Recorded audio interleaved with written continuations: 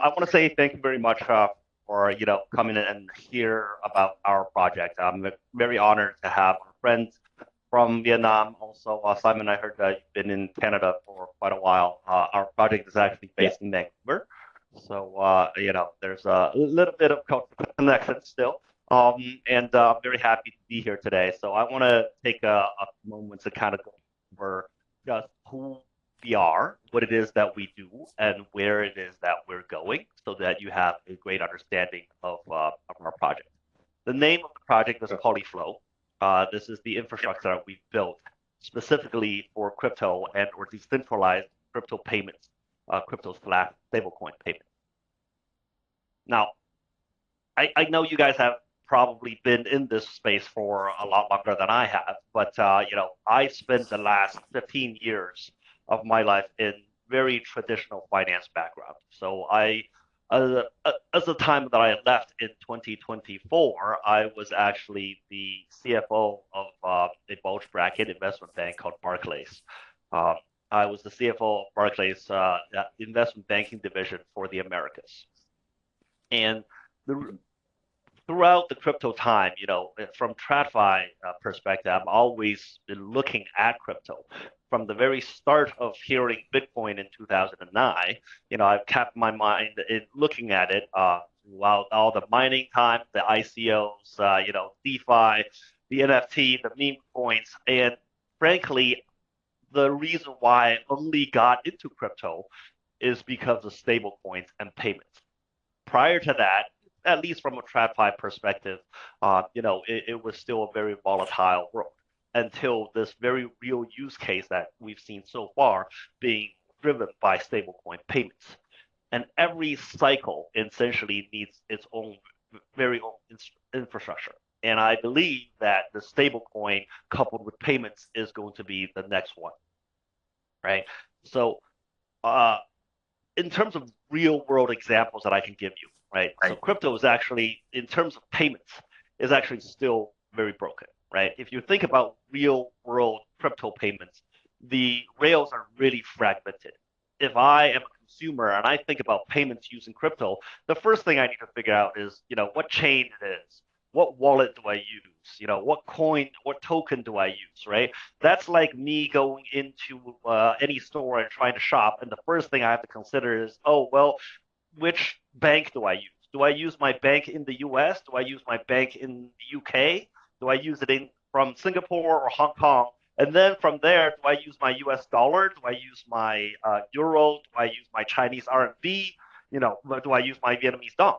Right. So the whole idea of fragmented rails across chain, across wallet, across banks is a big turnoff for a lot of retail consumers at the moment, right? Unless they had a very specific need, uh, if they weren't able to do proper payments, then getting onto crypto payments isn't a top priority, especially in the Western world, actually.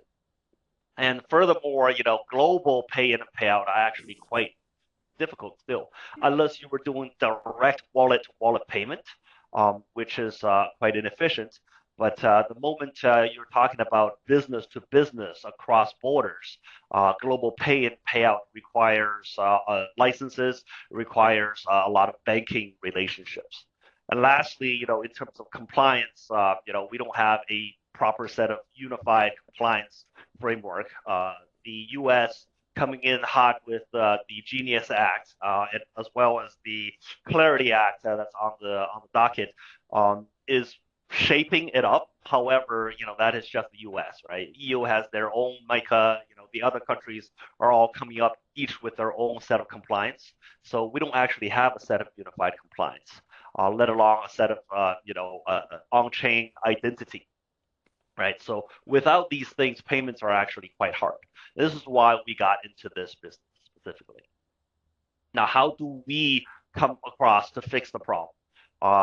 This next cycle, what we would want to call the PayFi, the age of PayFi, really is going to be payments, which is very straightforward.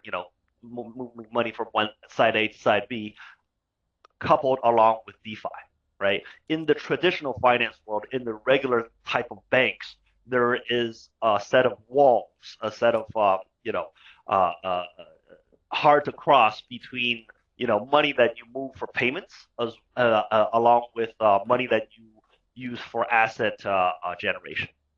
Right. So in China, they've done it quite well by the likes of WeChat and Alipay. However, in the Western world, at least, there is still it's still very hard for folks, especially merchants, in order to use their operating cash to generate yield.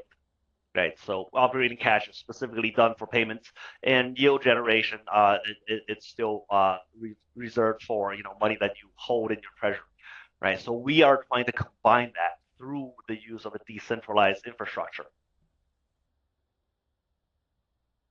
So basically, our project has used a non-custodial and a smart contract based global pay and payout infrastructure. What does that actually mean?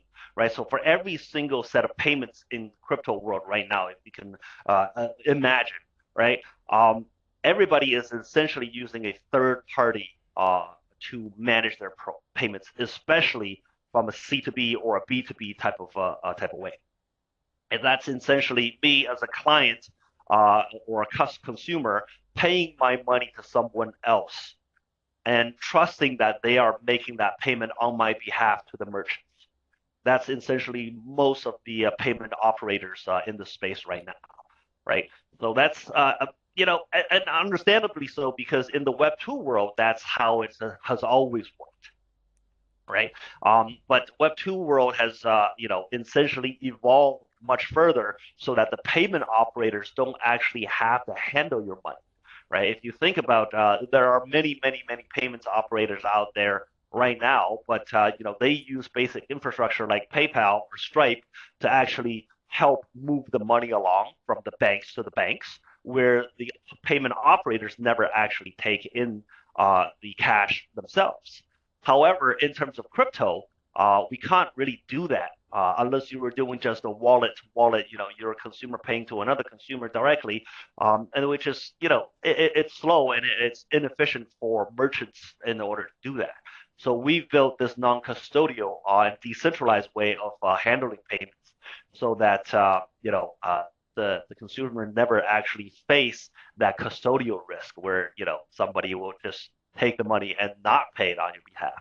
Or if the project or the operator goes under, they go bust and they take money with them, right? So this has happened many, many times that we've seen in the past. Why is it that PayFi is where we're focusing, right? The whole reason is because stablecoins. Um, because the rise of stablecoin, right? So right now, stablecoin market cap, I'm going to say roughly around 300 billion dollars worth.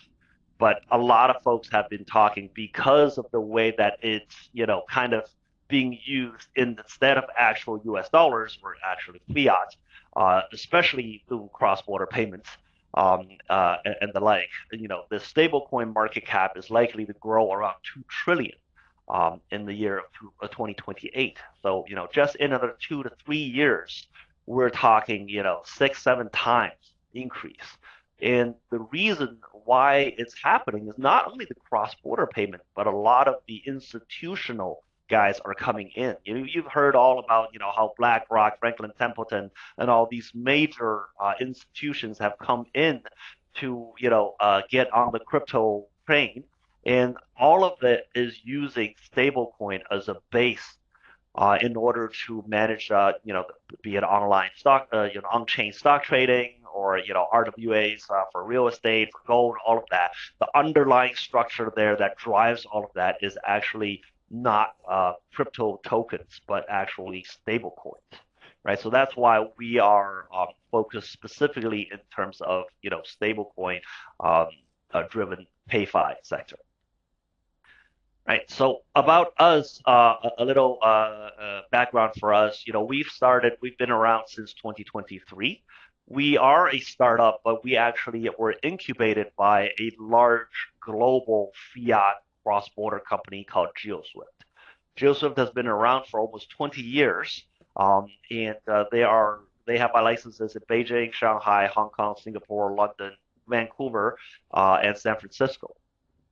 And being in this business for so long, they understand very well where are the pitfalls for payments, especially doing cross-border and or e-commerce, right? So Amazon is their biggest client. So every dollar that Amazon sends out to China is actually done by Geoswift. So as a global licensed payments entity, just a couple of years ago, if you said you dealt with stablecoin or crypto at all, you would lose your banking relationship. Up until 2025, pretty much in the middle of 25 is when that got better, slightly better, right? So in 23, the founder of Geoswift there essentially said, we need to create a separate entity. We need to build someone to make sure to figure out how exactly do we use stablecoins and blockchain in general to do cross-border payments and payments in general.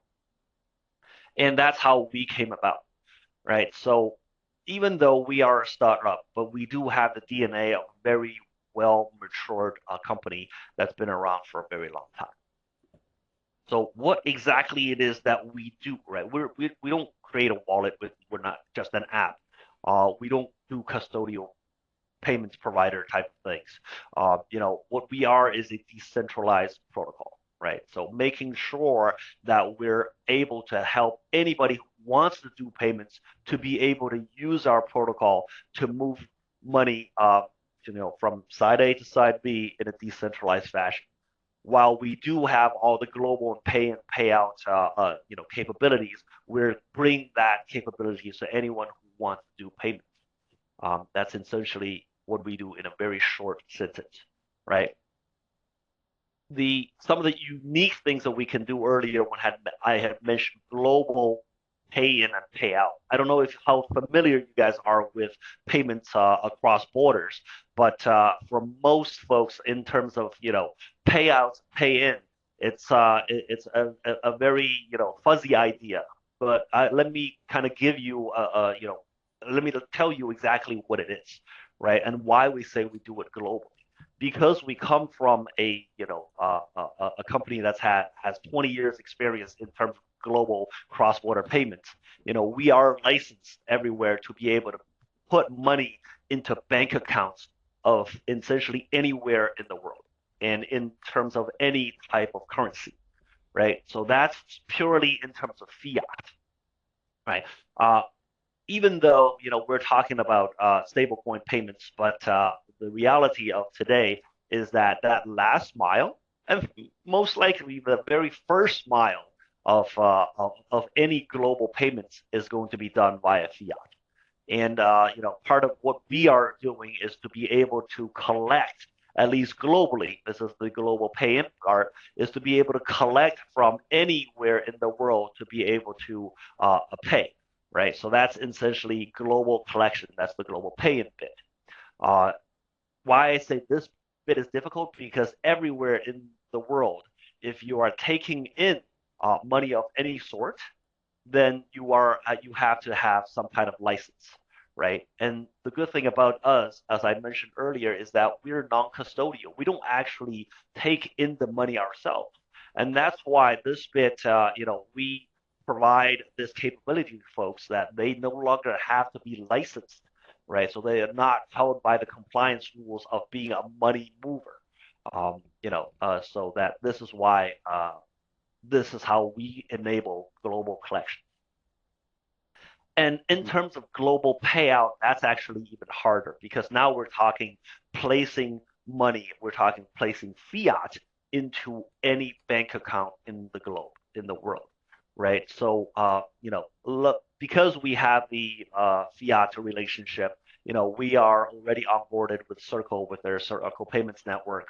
We are working with Visa Direct, and we are working with the likes of JP Morgan, who are, these are the three major players that are able to actually do placing of, converting of the stablecoin to fiat and then placing fiat into bank accounts everywhere in the globe. And because we're licensed everywhere, we are able to do that along with these partners to make sure that for every dollar that in the end, for the last mile, that needs to be put into someone's bank account, that we're able to do that, right? So most startups and most projects that you're going to see are not going to have this capability. And essentially, they're going to be looking for this capability from infrastructure providers such as ourselves in order to be able to do this type of things. So the advantage, as I mentioned, is that, even though we are a startup, we do have that institutional backing with the likes of Circle, Visa, and JP Morgan. We have been around, or rather, our incubator has been around for almost 20 years, and they know every bit of the pitfalls and how to do global payments. And we have their support in terms of licenses and just presence everywhere. So that's why we are very much advantaged across these particular areas. And because we have these advantages, we kind of built out a lot of these scenarios or use cases out there so that we're not just infrastructure saying, hey, we built all this, now people can use it. Well, let me go out and actually do business development and beg people to use it. Well, we actually not only built the infrastructure, but we built a whole lot of use cases around our whole how our whole infrastructure, right? So since we've been around in 2023, we've done almost we actually just crossed the $1 billion mark in terms of cross-border payments.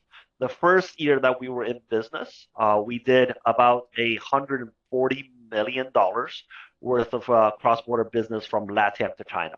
In 2024, we did near 400 million. And last year, we crossed over the 600 million mark in terms of just moving money from the likes of Brazil, Argentina, Paraguay, Colombia over to China, right? So simply based on e-commerce. This year, or rather 2025, in the middle of 2025, we launched our payment gateway to help projects to be able to take in crypto and stable coins as payments for services and goods, right? So we've done more than $10 million of actually consumer payments for just consumer payments for goods and services rather than just business to business. Right. So at the moment, PolyFlow has more than 4 million registered users out there. What you see on the screen right now is the PLP and the PID. That's our core infrastructure. The PLP is called the PolyFlow Liquidity Pool, and the PID is called the PolyFlow ID. And that's essentially how we are, identifying our users and moving the money around using a smart contract that by our liquidity pool. All right. So talking a little more about our suite of products, anything that you can essentially think of in terms of payments, and even some not related to payments are actually out there, right? So we do have a credit card, or rather a debit card infrastructure. We have our partners who provide a global eSIM that can be used anywhere in the globe. That money is converted automatically to that local, local currency for local bandwidth usage. We have our own AI studio because that's the bit that's going to be driving our agentic payments, as well as our just AI related items for and that's slightly not as much payments related, but it's one of our pet projects. The payment ID that I talked about earlier, that's essentially going to become our on-chain credit for our users. What's already live out there for almost a year now is our scan to earn and our year and the liquidity pool that are out there for users to gain points, right, to be able to convert it to tokens later. And last bit is salary payments. That's simply because we have the capability to pay into any bank account in the globe. So that's why we're able to do all of these things, right?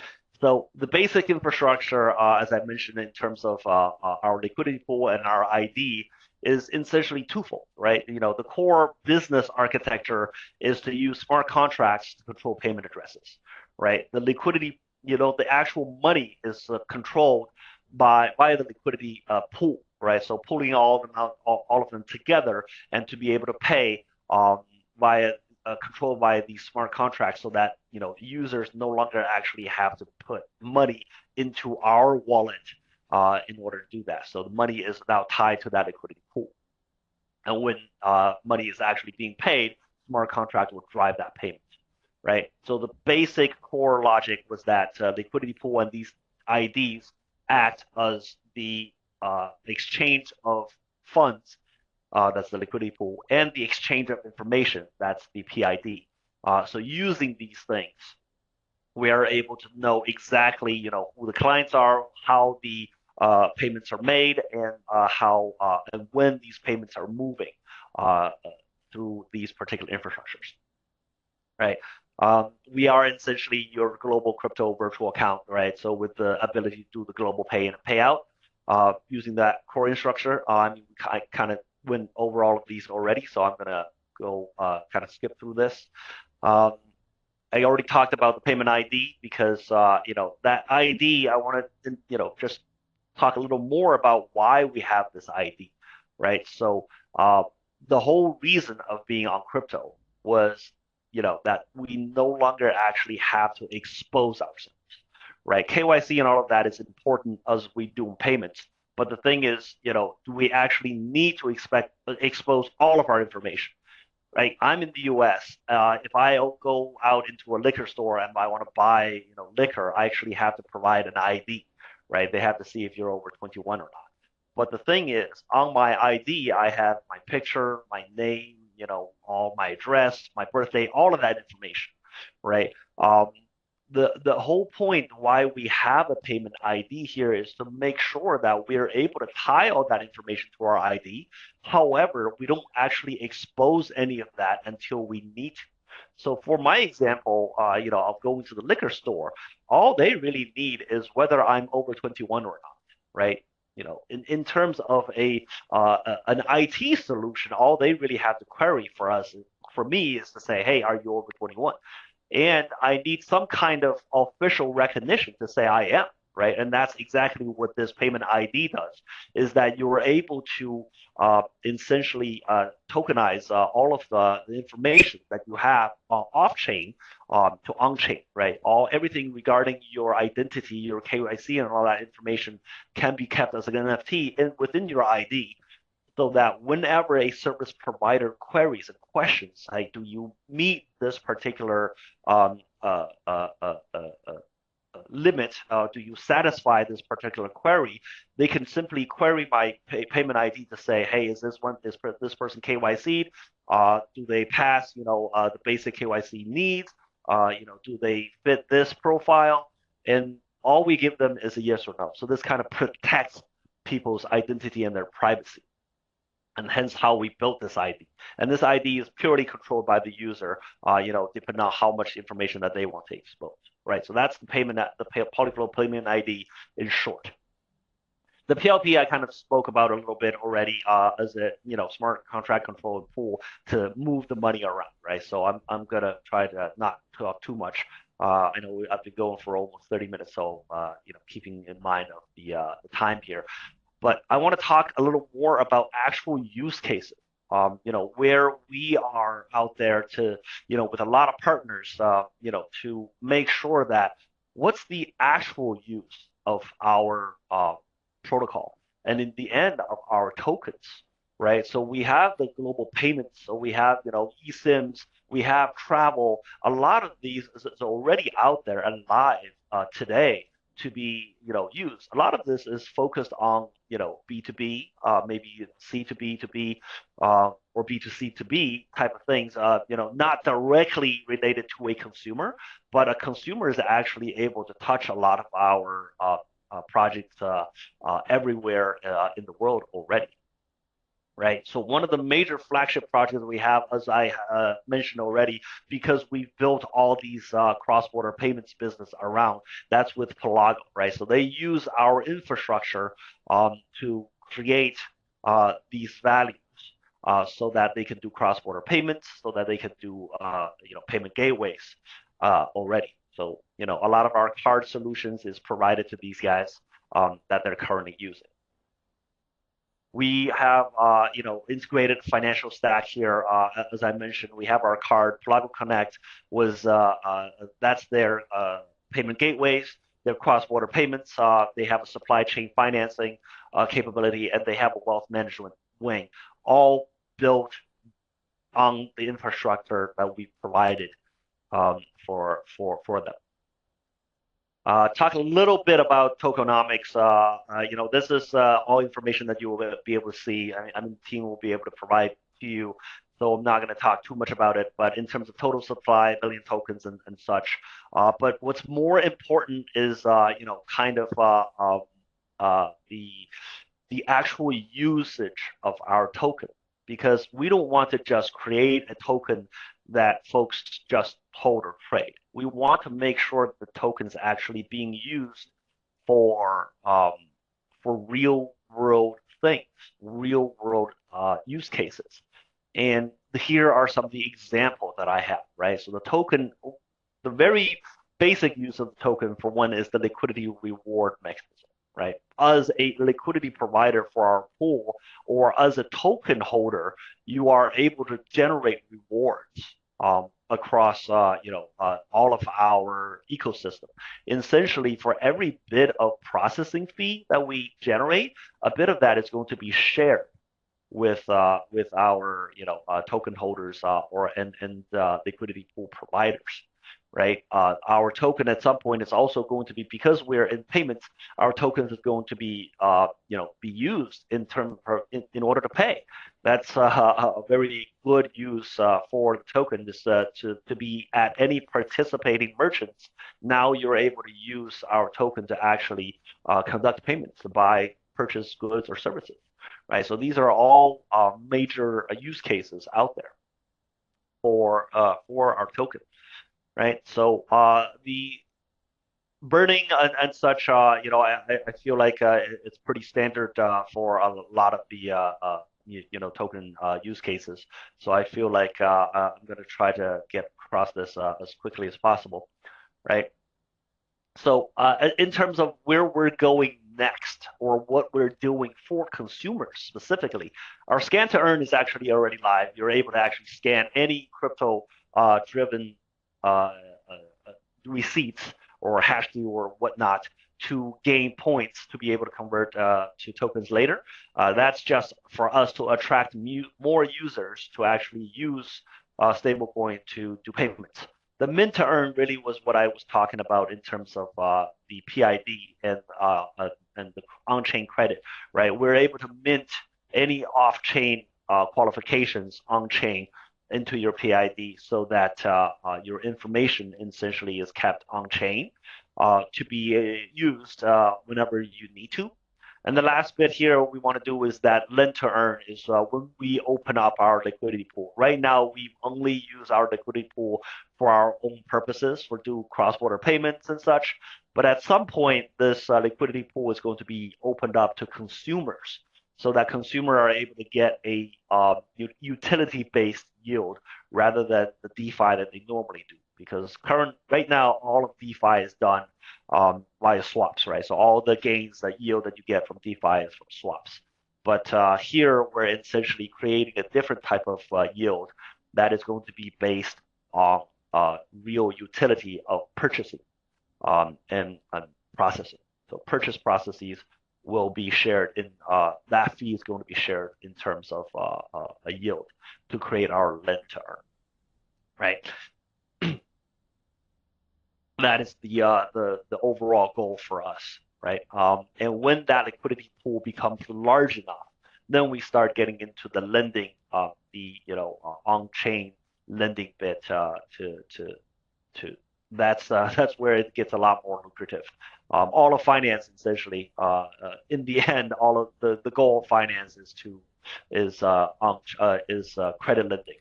So that's our very end goal is to get the liquidity pool large enough to be able to do credit lending. So I've talked about a lot of our use cases in a lot of places where we can be, and I want to talk a little more about where we're going. And that's one major area of that is going to be the agentic payments. Because of the rise of AI agents in the last, I want to say 2 years or so, or really just last year, agent-enabled payments is going to be very important. That's our main focus in 26 and 27. So enabling agents to be able to do payments autonomously and to be able to invest money autonomously, that requires a lot of infrastructure. And that's why we want to kind of focus on that for our next couple of years. Aside from what we've already ran across in terms of our roadmap. But the biggest new development for us is going to be this agentic payments, right? So for us, our core value proposition is to be able to provide that global scalable on-chain payment capability. We're making sure that none of our customers or merchants face custodial risks or regulatory risks, right? So, and we're enabling payments as finance, transaction as data. So, and in the end, and the last bit, is that we're enabling the agentic payments soon in the coming years, right? So, a lot of the application that like I mentioned out there, we have our eSIMs. We do our payments now. eSIM here is another major partner that we have with us to provide global digital connectivity. This eSIM is actually one of the best eSIM that I've ever seen. I use it everywhere because I travel a lot. Whenever I land, that eSIM automatically kicks into that local broadband bandwidth, and whatever money I have left on this eSIM automatically converts to that local rate, so that I'm able to get off the plane anywhere and be connected. So this is one of our main products as well. And this bit I'm going to kind of skip over because this is slightly less to do about payments and more about AI agentic content generation, and that's kind of one of our side projects that we've done just out of curiosity, mostly for kind of gearing up for our agentic payments for the future, right? Many use cases out there for us and a very robust ecosystem with a lot of strategic partners. So I want to talk a little more about some of the guys that actually really support us. CIC, you guys might know, this is actually Credit Ease Investment Group. So they're one of the largest, they were one of the largest lending micro-lending, peer-to-peer lending platform in China. I think they were the first one to go public. So they've been around for a while. This is kind of why one of our goals in the end is to do lending, is because we have their support. The likes of Stellar, Solana, Circle, KuCoin, Waterdrip are all major, VC and investment wings. Similarly with Hash Global and 10K, are all guys who have backed us, right? So, and our actual, partners where, include chains, include the likes of exchanges, various chains and various projects whom we have talked to and whom we work with as part of our ecosystem. Either they use us for infrastructure or we use them. Oftentimes, it's kind of a we help each other type of way. And these are all the partners we have out there. So last bit, we're talking in the latest set of integration, because we're working with agentic payments, because we're working with merchants and doing payment gateways. Earlier you saw names like Binance and KuCoin, and we're in talks with OKX Wallet as well to integrate with them to make sure that they are brought into the ecosystem to do a lot of the consumer type of payments as well. Similarly with Binance, we're out there. These are all some of the events and conferences and AMAs that I've had with a lot of the folks. This is one we had last year with Binance. This is when we were in Korea, as well as in Singapore, and this was when I was talking on stage with Stellar in Brazil. So all the events from last year, just to let you guys know that we've been around for a while. We've got a robust ecosystem, and we have a lot of partners out there, right? So similarly, this was also last year in New York, in Hong Kong, and also at Solana Breakpoint. Um, uh, AMAs that we've done all in the past. From here, I think we're getting towards the end of my project, introduction. I just want to, kind of ask if you guys have any questions. If not, I think my partners are going to talk a little more about just in terms of private raises and how we are working in the next steps with you guys. Good? Okay, sure. Okay, thank Okay. you, Chuck. Yeah, I have a couple simple questions.